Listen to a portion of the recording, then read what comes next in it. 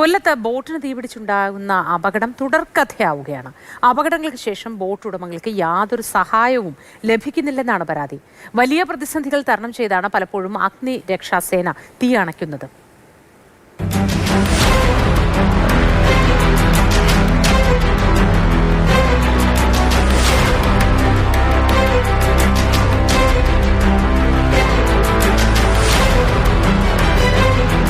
കൊല്ലം ബൈപ്പാസിലൂടെ യാത്ര ചെയ്തവരാണ് ആ പുകച്ചുരുളുകൾ ആദ്യം കണ്ടത്. താഴേക്ക് നോക്കിയപ്പോഴതാ വള്ളത്തിന് തീ പിടിച്ചിരിക്കുന്നു. തൊട്ടിപ്പുറത്ത് കുരീപ്പുഴ പള്ളിക്ക് സമീപത്തെ വീട്ടുകാർ പുലർച്ചെ അലറിക്കരഞ്ഞു. വീടിന് സമീപത്തുണ്ടായിരുന്ന വള്ളങ്ങൾക്ക് തീ പിടിച്ചു. ആഴ്ചകളുടെ വ്യത്യാസത്തിൽ രണ്ടിടങ്ങളിലാണ് കൊല്ലത്ത് വള്ളങ്ങൾക്ക് തീ പിടിച്ച് അപകടമുണ്ടായത്. എത്രയോ പേരുടെ സ്വപ്നങ്ങളാണ് ദിവസങ്ങൾക്കിടയിൽ കൊല്ലത്ത് കത്തി വെണ്ണീറായത്.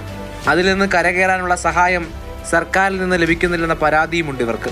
ഈ ബോട്ട് മേഖലയിൽ നിൽക്കുന്ന ഞങ്ങൾ വർഷങ്ങളായിട്ട് സർക്കാരിനോട് ആവശ്യപ്പെടുന്ന ഏതെങ്കിലും ഒരു സബ്സിഡി ഇനത്തിൽ ഞങ്ങൾക്കും ഒരു ഇൻഷുറൻസിൻ്റെ പരിരക്ഷ നൽകി സഹായിക്കണമെന്നുള്ളത്.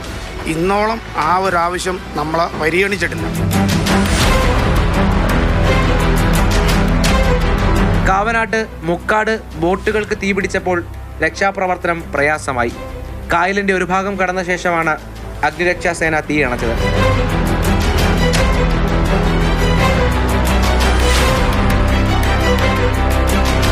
ആഴ്ചകൾക്കിപ്പുറം കുരീപ്പുഴ പള്ളിക്ക് സമീപം 11 ബോട്ടുകൾക്ക് തീപിടിച്ചപ്പോഴും പ്രദേശത്തേക്ക് പ്രവേശിക്കാനുള്ള വഴി പ്രതിസന്ധിയായി. ബോട്ടിലെ തീപിടുത്തങ്ങൾക്ക് കാരണം പാചകം ചെയ്യുന്നതിനിടെ തീപിടുത്തം ഉണ്ടാകുന്നതെന്നാണ് നിഗമനം. ഇപ്പോൾ ഓൾറെഡി നമുക്ക് ഒരു സുപ്രീം കോടതി വിധിയുണ്ട്, ഇങ്ങനെ ഹൗസ് ബോട്ടിൽ പാചകം ചെയ്യാൻ പാടില്ല എന്നൊരു വിധിയുണ്ട്. അതിനെ ബേസ് ചെയ്ത് നമുക്കൊരു ട്രെയിനിങ് ഇവർക്ക് കൊടുക്കുക. കമ്പൽസറി ആയിട്ട് അതിൻ്റെ സ്ട്രിക്റ്റ് ആയിട്ട് അതിൻ്റെ ഇംപ്ലിമെൻറ്റേഷൻ നടത്തുകയാണെങ്കിൽ ഒരു പരിധിവരെ നമുക്കിത് പ്രതിരോധിക്കാൻ പറ്റും. ഏകദേശം ഒരു ബോട്ടിൽ ഞാൻ അന്വേഷിച്ചപ്പോൾ ഒരു 6 മുതൽ 7 സിലിണ്ടർ വരെയൊക്കെ സൂക്ഷിക്കാറുണ്ട് പലപ്പോഴും ദൂരോട്ട് പോകുമ്പോൾ.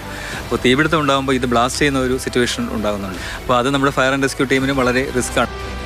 അപകടങ്ങൾ ഒഴിവാക്കാനുള്ള പ്രതിരോധ മാർഗങ്ങൾ കൂടുതൽ ജനകീയമാക്കണമെന്ന ആശയമാണ് മുന്നോട്ട് വരുന്നത്. തീപിടുത്തം ചെറുക്കാൻ സ്വയം പ്രവർത്തിക്കുന്ന ഫയർബോളുകൾ ഇതിനുദാഹരണമാണ്. 70 ഡിഗ്രി സെൽഷ്യസിന് മുകളിലുള്ള ചൂടിൽ തീനാളങ്ങൾ ബോളിനെ സ്പർശിച്ചാൽ ബോളിൽ നിന്നും പുറത്തു വരുന്ന വാതകം തീ ഇല്ലാതാക്കും.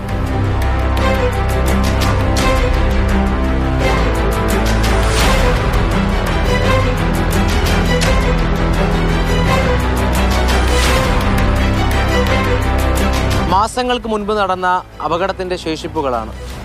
നഷ്ടപരിഹാരം ലഭിക്കുന്നില്ല.